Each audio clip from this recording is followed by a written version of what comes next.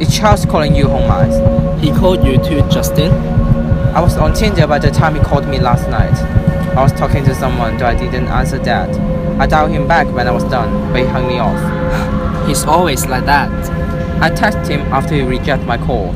After some time, near the midnight, he finally called me back.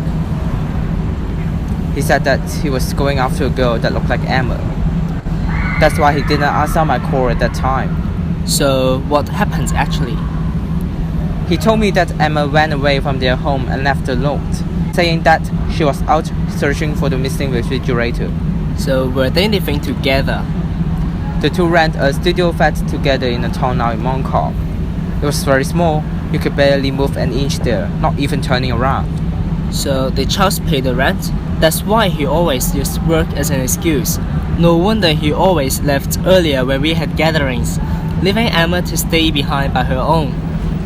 He worked so hard for the rent. The rent cost around $4,000 per month. I guess they share that. The flat has everything a house should have, even though it's very small. They even got a refrigerator there. What? A refrigerator? Yeah, a mini one, right to the sofa. They bought it together. It was in red, with 2 levels to store drinks and ice cubes. Charles went on and on with it, talking about that for hours in the phone. He told me that it's Emma's idea to buy this mini refrigerator. He also told me that she wanted to freeze some drinks and make some ice to prevent the heat stroke from the hot summer. And then? They both disappeared last night. The fridge and Emma, they both vanished. So, where did Emma go? I don't know, and I doubt Charles didn't have the answer to that either.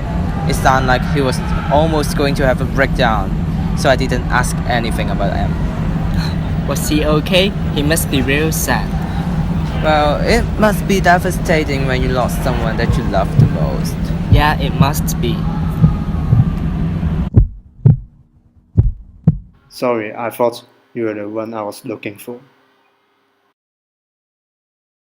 Until now, I haven't seen her once.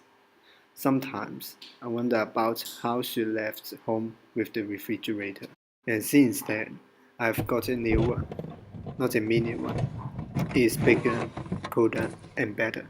Inside this huge refrigerator, I've stored tons of onions.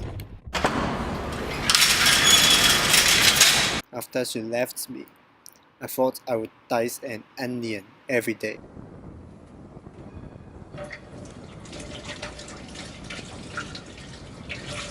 I did it for no reason. Chopping onion just makes me feel better. It gives me time to think about where she went on that day. I wonder how far we're apart from each other. Until now, I've cut 121 onions.